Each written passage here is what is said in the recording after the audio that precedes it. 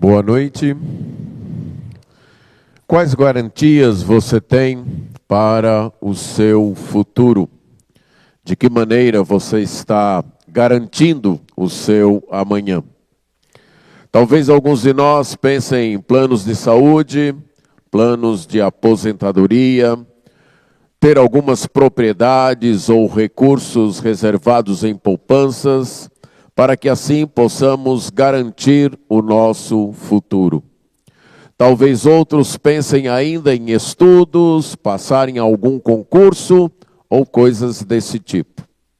No entanto, por mais que busquemos nos cercar de certas garantias, não podemos ter como certo um futuro seguro. Mas Deus tem dado ao seu povo uma garantia plenamente segura. Uma garantia que lhe dá a certeza de um belo futuro. Deus nos deu uma grande garantia de que completará a nossa redenção. Esta verdade está claramente declarada no livro de Efésios, capítulo 1, verso 14, que é o texto que continua a nossa exposição no livro de Efésios. Este versículo finaliza o hino composto pelo apóstolo Paulo, que começa no verso 3 e vai até o verso 14. E nós então leremos todo o texto, Efésios capítulo 1, verso 3 a 14, mas estaremos nos detendo na exposição do verso 14. Então, Efésios capítulo 1, de versos 3 a 14, nós lemos assim: Bendito seja o Deus e Pai de nosso Senhor Jesus Cristo, que nos abençoou com todas as bênçãos espirituais nas regiões celestiais em Cristo. Antes da fundação do mundo, Deus nos escolheu nele, para sermos santos e irrepreensíveis diante dele. Em amor, nos predestinou para ele, para sermos adotados como seus filhos, por meio de Jesus Cristo, segundo o propósito da sua vontade. Para louvor da glória de sua graça, que ele nos concedeu gratuitamente no amado. Nele temos a redenção pelo seu sangue, a remissão dos nossos pecados, segundo a riqueza da sua graça, que Deus derramou abundantemente sobre nós, em toda sabedoria e entendimento. Ele nos revelou o mistério da sua vontade, segundo o seu propósito que ele apresentou em Cristo, de fazer convergir nele, na dispensação da plenitude dos tempos, todas as coisas, tanto as do céu como as da terra. Em Cristo fomos também feitos herança, predestinados segundo o propósito daquele que faz todas as coisas conforme o conselho da sua vontade, a fim de sermos para louvor da sua glória, nós, os que de antemão esperamos em Cristo. Nele também vocês, depois que ouviram a palavra da verdade, o evangelho da salvação, tendo nele também crido, foram selados com o Espírito Santo da promessa, o qual é o penhor da nossa herança até o resgate da sua propriedade, em louvor da sua glória. Vamos orar. Senhor nosso Deus, nós somos gratos por tua bondade, por teu amor, somos gratos por tua palavra. Reconhecemos a nossa necessidade de termos um esclarecimento em nossa mente, uma inclinação do nosso coração para compreendermos, amarmos e obedecermos a tua palavra. Suplicamos que o teu Espírito Santo opere isto em nosso meio, em nome de Jesus. Amém. Deus tem garantido para o seu povo, que completará a sua obra. Esta garantia é a pessoa do Espírito Santo em nossas vidas. A pessoa do Espírito Santo em nossos corações. E eu gostaria de, baseado nesse versículo 14, apresentar 4 destaques da pessoa do Espírito Santo. O primeiro deles é que o Espírito Santo é a garantia de Deus que é concedida ao povo de Deus. Deus concedeu ao seu povo a garantia do Espírito Santo.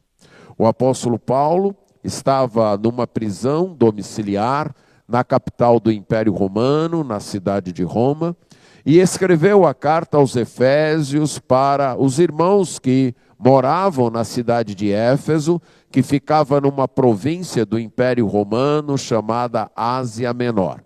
Ali havia uma igreja que o próprio apóstolo havia fundado mais de 6 anos antes de ter escrito esta carta.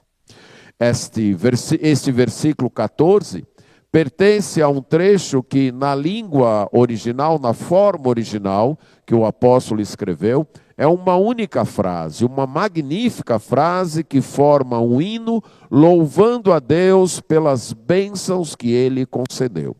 E agora no verso 14, ele finaliza este hino. Se você pôde ler com atenção ou tem acompanhado a exposição desse texto, você pôde perceber uma estrutura trinitária que há no texto. Nós temos uma ação proeminente de Deus Pai, nos versos 4 a 6. Depois é descrita uma ação proeminente de Deus Filho, nos versos 7 a 12. E nos versos 13 e 14, uma ação proeminente do Espírito Santo. Cada uma destas partes tem um refrão que fala de que tudo isso é feito para o louvor da glória de Deus. Deus Pai é o iniciador de cada uma dessas bênçãos que tem sido concedida ao povo de Deus. Deus Filho é o mediador de cada uma das bênçãos. E Deus Espírito Santo é aquele que aplica e garante essas bênçãos na vida dos seus filhos. Falando do Espírito Santo, no verso 13, quando ele começou, ele disse que esse Espírito Santo é o selo de Deus. A palavra selo indica que Deus então está garantindo a autenticidade da fé. Que a fé em Cristo é uma fé autêntica. E a demonstração dessa autenticidade de quando uma pessoa crê em Cristo é exatamente o selo, a presença do Espírito Santo. Isto é confirmado em Romanos 8, 9, que diz: se alguém não tem o Espírito, essa pessoa não pertence a Cristo. Então, a presença do Espírito Santo na vida autentica a fé que a pessoa tem, da mesma forma como um selo autentica a qualidade de um certo produto. Mas o selo também marcava a propriedade, o selo era a indicação de que aquilo que estava selado pertencia a alguém. O fato de termos o selo do Espírito Santo é a indicação de que nós pertencemos a Deus. Nós somos propriedade de Deus. Fomos comprados pela obra do Senhor Jesus Cristo e agora pertencemos a Ele. Mas, em terceiro lugar, um selo garantia a segurança. Impedia a violação ou dano daquilo que era selado. Como uma carta selada, ela então tem a garantia de que chegará ao seu destinatário, podendo apenas ser aberta por ele. O selo também tinha essa função, e essa é uma das funções do Espírito Santo: garantir que nenhum dano seja causado àqueles que são propriedade de Deus, aqueles que foram comprados por Deus.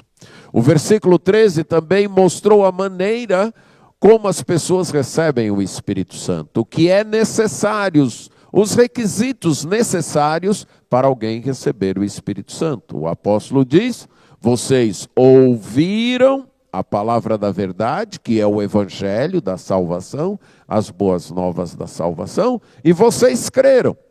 Então, ouvir o evangelho e crer no evangelho é o que é exigido para alguém receber o Espírito Santo. Então, qualquer pessoa que ouviu o evangelho, entendeu o evangelho e creu nesse evangelho, confiou sua vida nesse evangelho, esta pessoa é selada com o Espírito Santo. Mas agora no verso 14, é dito que esse Espírito Santo que nos sela também é o penhor, é uma garantia. Esta palavra aqui traduzida como penhor, ela praticamente foi uma transliteração da língua do Antigo Testamento para a língua do Novo Testamento.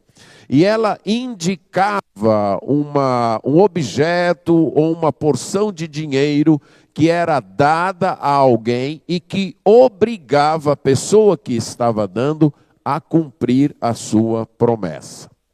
Um exemplo muito claro disso aparece num texto que aparentemente é até estranho nas Escrituras, que é o texto de Gênesis 38, que narra o ato de prostituição de Judá, que ele cometeu com sua nora, sem saber que ela era sua nora.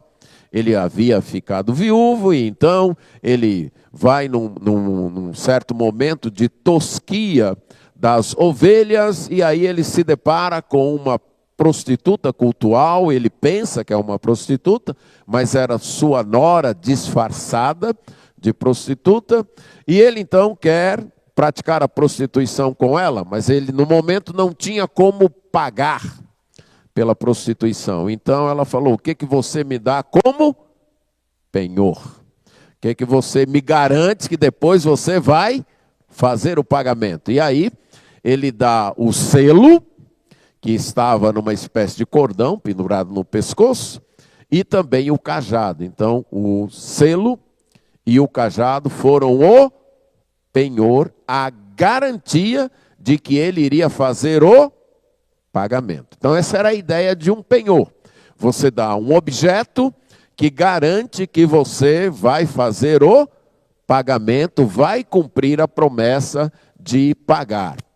A palavra em sua forma verbal foi usada também lá no livro de Neemias, no capítulo 5, verso 3, quando os agricultores num determinado ano não conseguiram colher, não conseguiram ter colheita suficiente para se manter, e eles empenharam suas terras, deram suas terras como penhor para comprar, receber dinheiro e comprar alimentos. Então essa é a ideia de algo que é oferecido e que garante que a promessa feita será cumprida.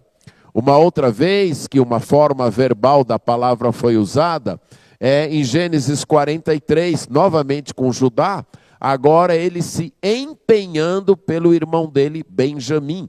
O povo precisava, os irmãos de Judá precisavam ir ao Egito, buscar mantimento. José, o irmão que eles tinham vendido, era o senhor lá do Egito, eles não sabiam que era José, era o primeiro-ministro do Egito, e José havia feito uma exigência: vocês só voltam aqui para comprar alimento se vocês trouxerem o irmão mais novo de vocês.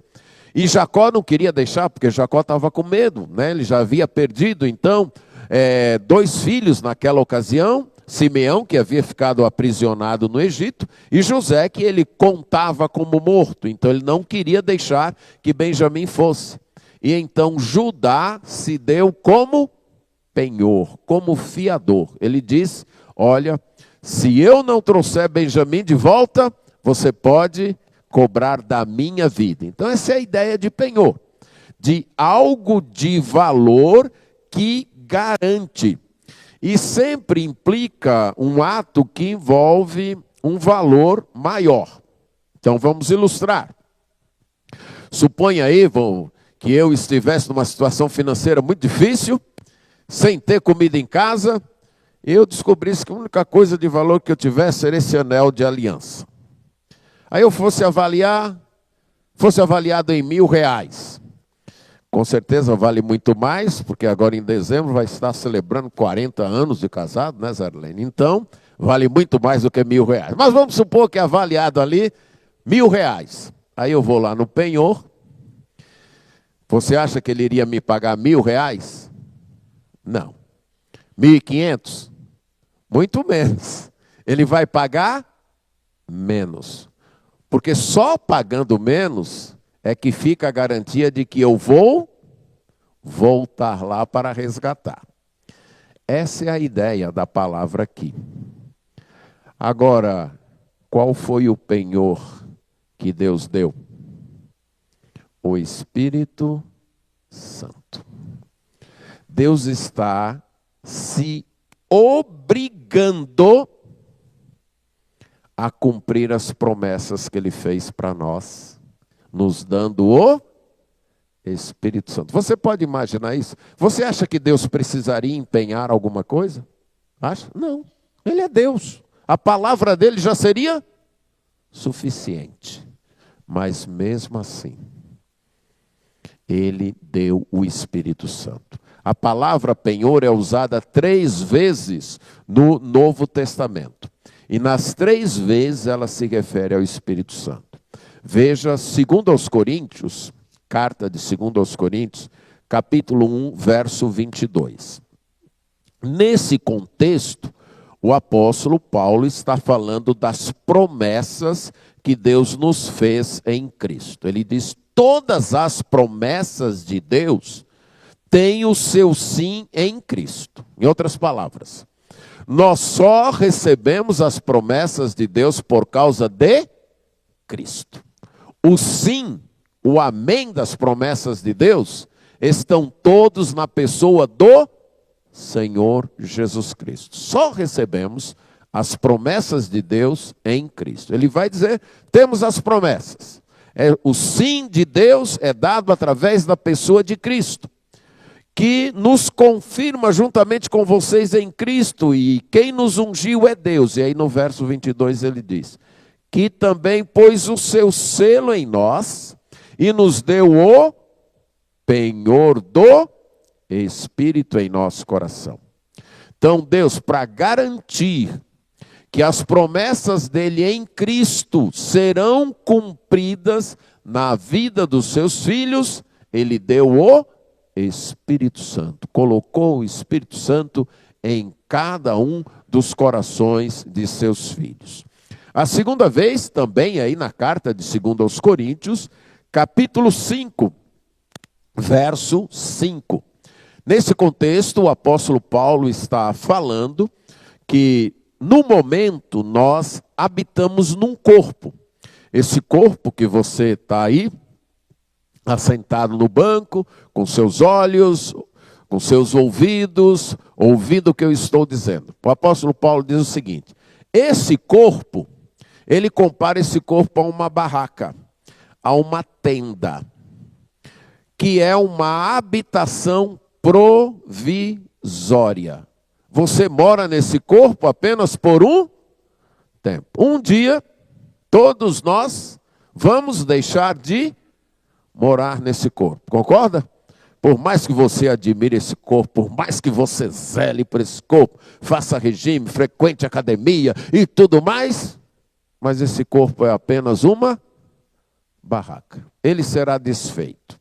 Mas aí o apóstolo diz, mas nós não ficaremos sem habitação. Não ficaremos sem um corpo.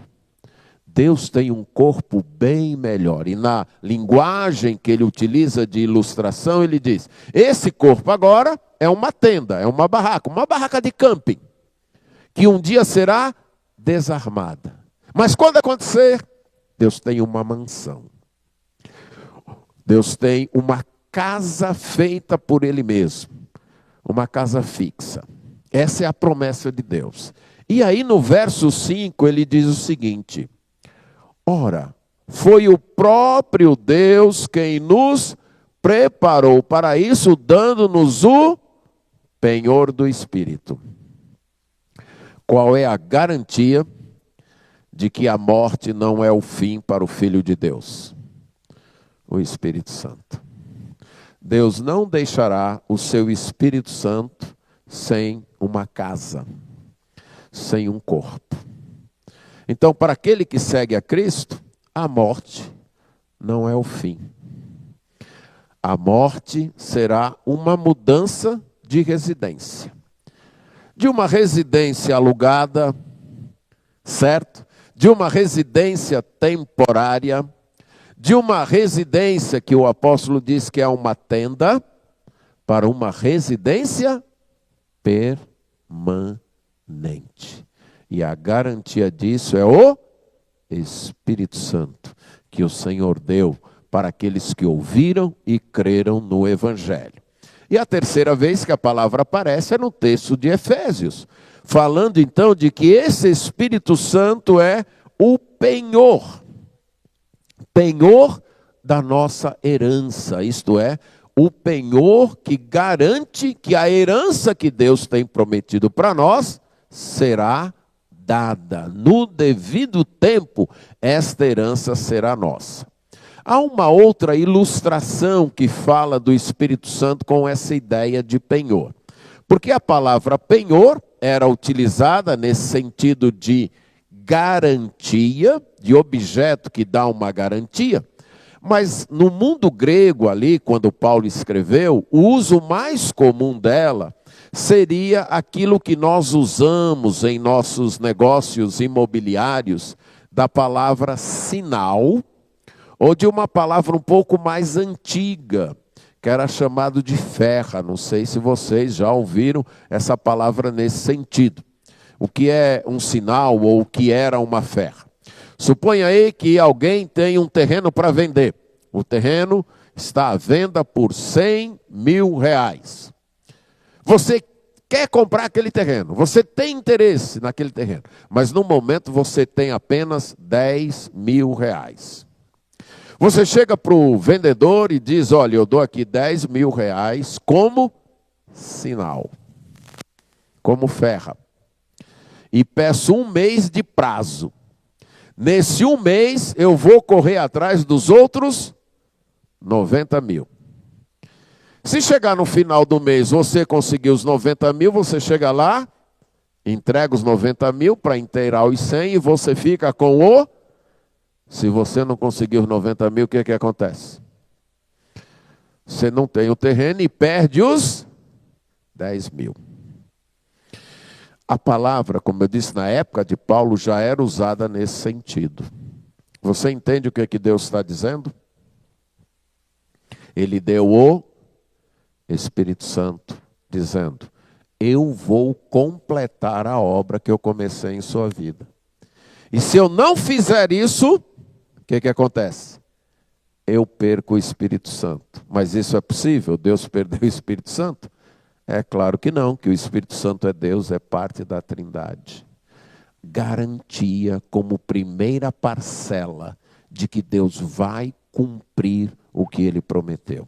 Lá em Romanos capítulo 8, verso 23, quando fala então do projeto redentor de Deus, de que Deus há de restaurar toda a sua criação. Então diz que atualmente a criação geme, suporta dores, ela anseia esta redenção.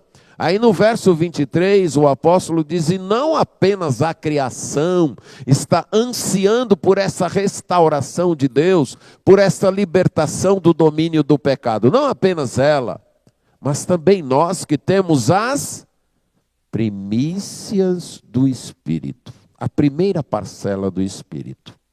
Igualmente gememos em nosso íntimo, aguardando a adoção de filhos, a redenção do nosso corpo. O apóstolo diz: nós temos apenas as primícias, a primeira parcela, que garante que Deus vai cumprir. Mas não temos tudo. E aqui eu quero fazer uma aplicação. Algumas pessoas se dispõem a seguir a Cristo, querendo que o céu já venha agora. Querem vidas perfeitas, nunca mais ficar doente, nunca mais ter problema na família, nunca mais brigar com o marido, nem o marido brigar com a mulher, nunca mais os filhos darem problemas, prosperidade financeira, porque está seguindo a Cristo. Mas é isso que a Bíblia promete? Jesus alguma vez prometeu isso? Prometeu? No mundo tereis aflições. Ponto. Nós temos apenas as primícias. A primeira parcela. Então, quando os problemas chegarem, em vez de você ficar amargurado, ressentido, desanimado, frustrado, reclamando, lembre-se, eu tenho apenas as primícias, eu tenho apenas a primeira parcela, que garante que um dia tudo vai se resolver. Que um dia não vai ter mais problema, que um dia não vai ter mais doença, que um dia não vai ter mais morte, que um dia eu não vou ter frustração mais nenhuma. Mas agora eu tenho apenas as primícias. E essas primícias já me garantem isso. Quando ocorrerem os problemas e as frustrações na vida, você tem duas opções. Ou começar a reclamar, resmungar, se amargurar e se abater, ou lembrar que Deus te deu o Espírito Santo, garantindo que um dia todos esses problemas vão acabar. E que você morará no novo céu e na nova terra, com um corpo redimido, com um corpo resgatado, sem doença, sem problemas, sem brigas, sem adversidade, sem lágrima e sem dor. A gente tem essa opção. Ou se alegra por ter a primeira parcela, ou se chateia porque não tem tudo. Estão entendendo? Essa é uma opção nossa. E isso vai definir o estilo de vida que você tem. Ou uma vida alegre por aquilo que foi prometido, mas ainda eu não tenho, mas tenho a certeza, a garantia de que vou ter. Ou uma vida que só vive reclamando porque ainda não chegou lá. Você faz a escolha. Porque o Espírito Santo é a garantia que Deus dá de que Ele não vai te deixar na mão. Ele vai completar a obra que Ele começou. E ele continua dizendo lá em Efésios 1,14, que o Espírito Santo é a garantia da herança. Uma posse, então, que Deus Pai tem deixado para os seus filhos.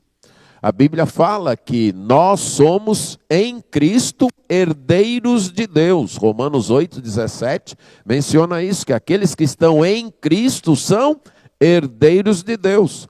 Colossenses 3,24 fala que Deus tem uma recompensa da herança para os que o seguem. Atos 20:32, falando aos pastores da cidade de Éfeso, o apóstolo Paulo disse que Deus é poderoso para conceder, então, que eles participassem da herança que Deus tem. Qual seria a herança nossa? Vamos para Hebreus capítulo 1, verso 14. Hebreus capítulo 1, verso 14.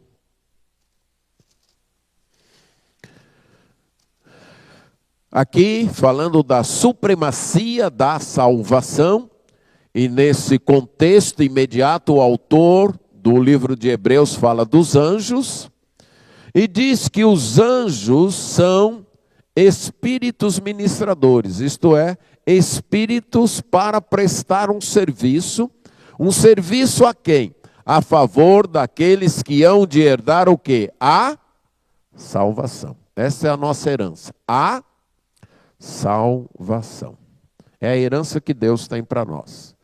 Esta salvação inclui a justificação pela fé, que é também chamado de herança lá no livro de Gálatas, capítulo 3, versos 14, 18 e 29.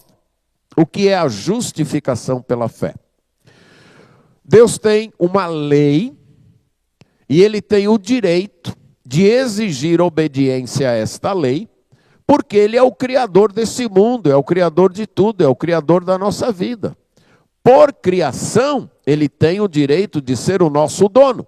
Então ele estabeleceu uma lei. E nós obedecemos a esta lei? Não. Já que não obedecemos, há uma penalidade. Deus também é o juiz de toda a terra. Esta penalidade é a condenação eterna, que a Bíblia chama de morte eterna. Nenhum de nós consegue escapar dessa condenação por si mesmo. Aí Deus enviou o seu Filho, Jesus Cristo, que morreu na cruz. E a sua morte pagou a penalidade. Ele cumpriu a pena que era devida a nós. E qualquer pessoa que escuta o Evangelho e crê nisso, é declarada justificada. Perdoada. Isto é justificação. A sentença de condenação é retirada. E a pessoa é absolvida. Porque Cristo pagou no seu lugar. A salvação inclui isso. O completo perdão de Deus, porque Jesus Cristo cumpriu a penalidade que a lei dele exigia. A salvação inclui isso, mas não é apenas isso. A salvação também inclui um reino. Em Efésios capítulo 5, verso 5, é dito de herdar o reino de Deus. Ok? Se Deus tivesse feito o seguinte: eu vou perdoar vocês, mas vocês vão continuar vivendo nessa vida, nesse mundo do jeito que é. Já seria uma grande coisa, concorda? Não iríamos para o inferno. Mas Deus fez muito mais. Ele perdoou. E ele disse: eu vou criar um reino, novo céu e nova terra. Eu vou restaurar toda a criação. E todos aqueles que forem justificados, perdoados, salvos, irão habitar nesse reino. Vão herdar o reino de Deus. A salvação inclui a justificação, mas inclui também participar do reino de Deus. Ter a certeza de que a vida não vai terminar aqui com a nossa vivência aqui de 60, 70, 80, 90 anos, com todo o cansaço, todo o desgaste. Não, ela não vai terminar assim. Para aqueles que seguem a Cristo, eles vão habitar no novo céu e na nova terra e viver eternamente com Deus. Esta é a nossa herança. O apóstolo Pedro vai falar em 1 Pedro capítulo 1, verso 4, que essa herança é sem mancha, imarcessível, nunca vai murchar e está reservada nos céus para nós. Qual foi a herança que seu pai e sua mãe têm deixado para você? Alguns aqui talvez tenham uma rica herança para herdar do pai e da mãe, certo? Só que essa herança deixada por nosso pai e nossa mãe, por maior que seja, ela vai um dia se desgastar, vai acabar, não é verdade? Talvez o pai ou a mãe aí esteja reservando: quando eu morrer eu quero deixar para os meus filhos aí uma certa quantia. Aí de repente Deus o livre, ele adoece e toda aquela quantia talvez até gasta no tratamento dele.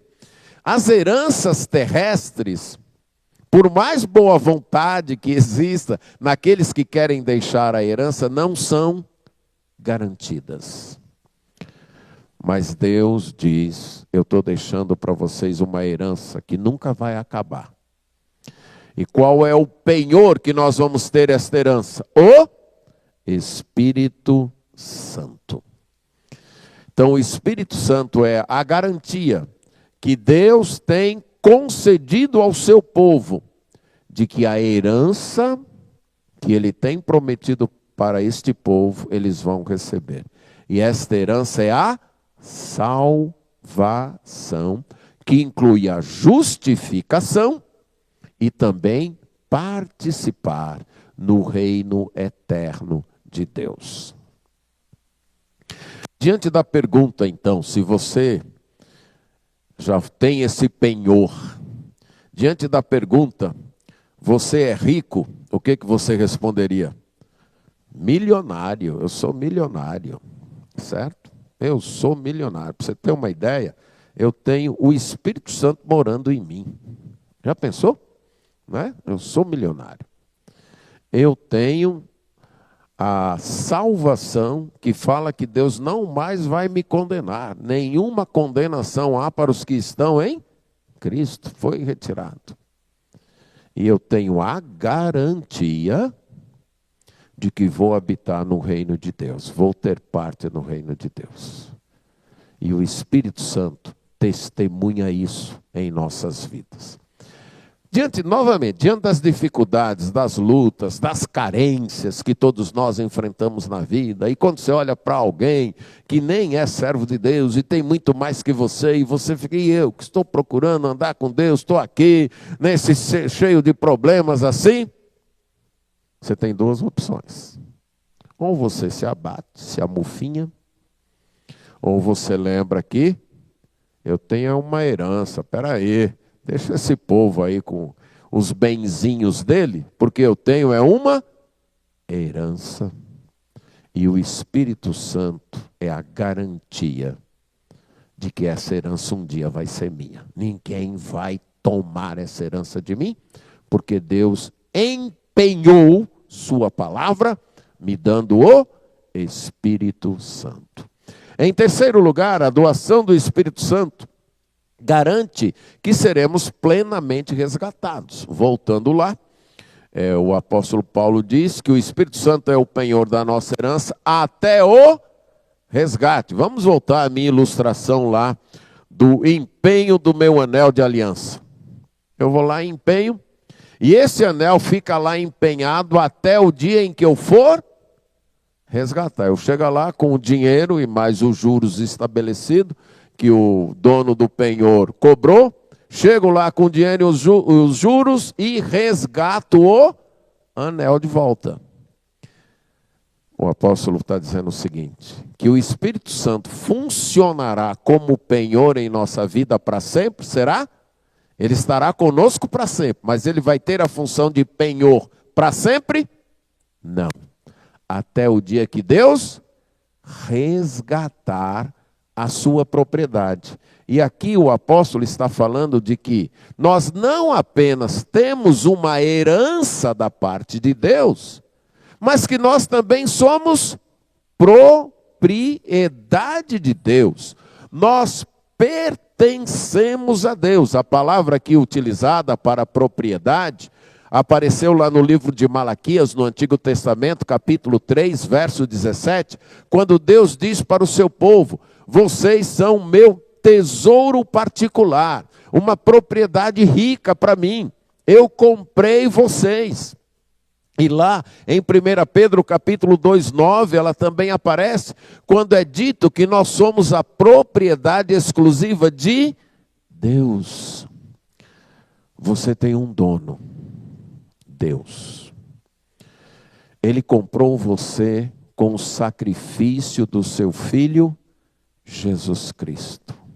Preço altíssimo. A vida de Jesus ele pagou para ter você. E para garantir que um dia ele vai voltar para completar a obra que ele começou em você, ele deu o Espírito Santo. É esse penhor que diz: um dia eu vou voltar. Vocês estão empenhados hoje. Agora não menospreze o empenho, não menospreze o penhor. É nada mais nada menos do que o Espírito Santo. Mas isso não é tudo. Um dia ele vai voltar para completar. Ele deu apenas a primeira parcela. Um dia ele vai trazer a plenitude. O resgate do nosso corpo, a redenção, o corpo transformado. Um corpo que não mais vai se desgastar, não mais vai envelhecer. Ninguém vai precisar usar óculos. Dentista vai perder a função, certo? Porque vai ser um corpo transformado, resgatado. Mas um corpo transformado num mundo transformado. No novo céus e na nova terra. Esse é o resgate da sua propriedade. Fomos comprados por Deus. Pertencemos a Deus. E isso deve servir de conforto para nós. Durante o decorrer da história da igreja, houve uma maneira de instrução escrita que era chamada de catecismo. O catecismo era um modo, era uma didática, um modo de instruir as pessoas na fé. Desde o do segundo século da igreja, isso já existia. Era através de perguntas e respostas. Basicamente, era um método de ensino. E depois da reforma, numa cidade alemã chamada Heidelberg, o governador quis que tivesse um certo catecismo para instruir os jovens na fé cristã. E ele convidou então 2 teólogos bem piedosos para elaborar esse catecismo, que é publicado até hoje com o nome de Catecismo de Heidelberg. E um dia eles 2 estavam ali conversando e eles souberam que em outro lugar os cristãos estavam sendo perseguidos e mortos. E um deles disse o seguinte: qual é o conforto então que nós temos? E eles pensaram nisso, e dessa pergunta então eles fizeram com que fosse a primeira pergunta do Catecismo de Heidelberg. Qual é o único conforto tanto na vida como na morte? Qual é o nosso único conforto tanto na vida como na morte? Eu vou ler a resposta que eles deram. O nosso único conforto, tanto na vida como na morte, é que não pertenço a mim mesmo, mas de corpo e alma, tanto na vida como na morte, pertenço ao meu fiel Salvador Jesus Cristo. Ele pagou completamente por todos os meus pecados com o seu sangue precioso e me libertou de todo domínio do diabo. Ele também me guarda de tal maneira que sem a vontade de meu Pai Celeste, nem um fio de cabelo pode cair da minha cabeça. Na verdade, Ele me guarda de tal maneira que faz com que todas as coisas que aconteçam na minha vida cooperem para a minha salvação. Por isso, pelo seu Santo Espírito, Ele também me assegura a vida eterna e me faz disposto e pronto de coração para viver para Ele de agora em diante. Este é meu único conforto. Será esse o nosso único conforto? Sermos de Jesus? Pertencermos a Jesus? Ou temos buscado conforto nos amores desta vida? Que não são de todo ruins. Mas nenhum deles pode oferecer um conforto pleno. Amor de pai, amor de mãe, são excelentes. Mas são perfeitos? Amor de filho é perfeito? Amor de marido, de esposa, são perfeitos? Os bens da vida, dinheiro, trazem confortos perfeitos? Só há um único conforto. Deus nos comprou em Cristo. Somos dele.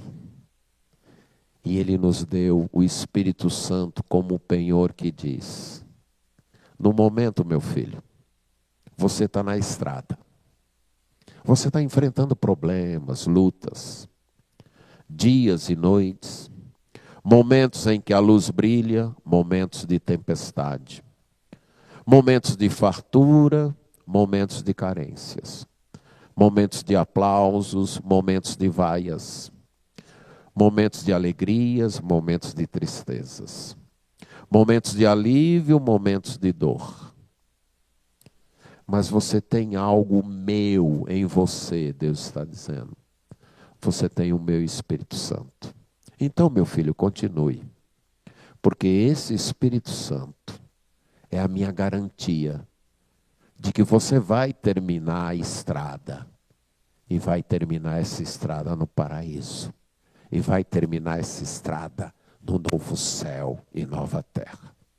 Então, em vez de escolher se concentrar no que falta, no que você não tem, no que dói, no que entristece, lembre-se, você tem a mim e eu tenho a você. E o penhor disso é o Espírito Santo. Alegre-se e continue. Porque eu garanto para você, como eu te dei o Espírito Santo, que eu vou resgatar você dessa vida com problemas, com tristezas, essa vida que ora é muito boa, ora não é tão boa assim. Deus tem concedido o Espírito Santo como garantia para o seu povo. Garantia de que vamos ter uma herança, o reino de Deus. E garantia que Ele um dia vai nos tirar deste mundo, para vivermos plenamente com Ele num tempo só de alegria.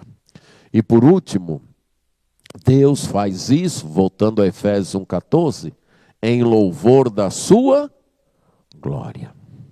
Naquele dia, quando tudo isso tiver acontecido, naquele dia, quando estivermos com Ele, agora entendendo tudo, nós só vamos louvar uma pessoa. Quem? Ele.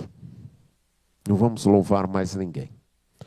Todo louvor, toda honra e toda glória será para Ele.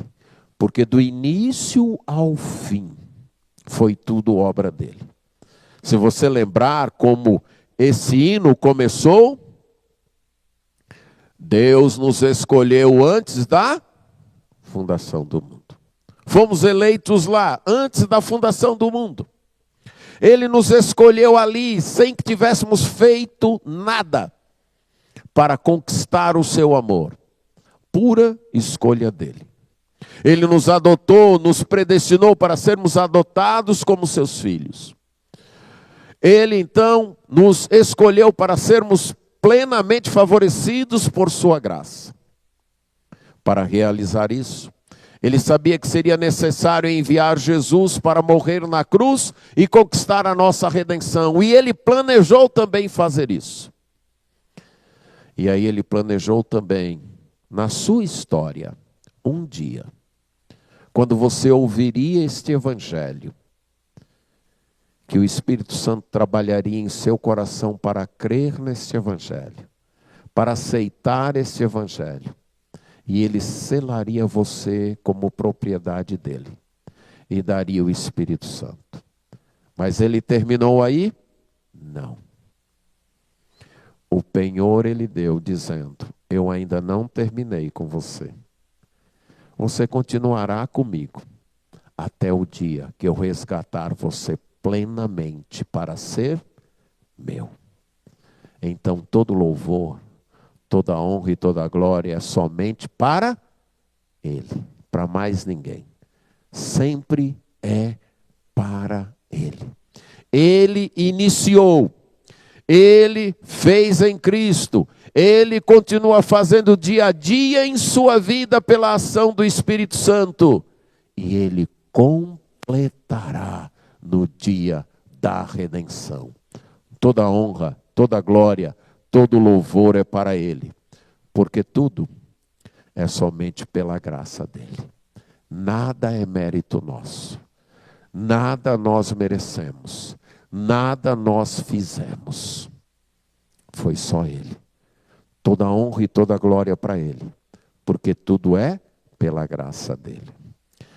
Um dia nós estaremos louvando perfeitamente.